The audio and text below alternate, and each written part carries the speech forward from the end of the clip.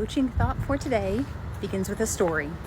So I know someone who was an instructional coach for years, and he tells the story about how when he would go visit classrooms early in his instructional coaching career, he would always go in telling teachers like, well, we should be doing this and you should be doing that and yada yada.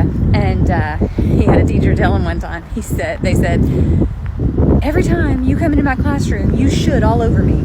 I don't need you to should on me all the time and whatever. And so it was just a funny little thing, and helps to remember that is not something that we as coaches need to be doing, is all the time going in and telling teachers what they should be doing and making them feel like we are shoulding on them. I don't know, maybe I'm the only one that thinks that's funny, but I do. So, friendly reminder for the day.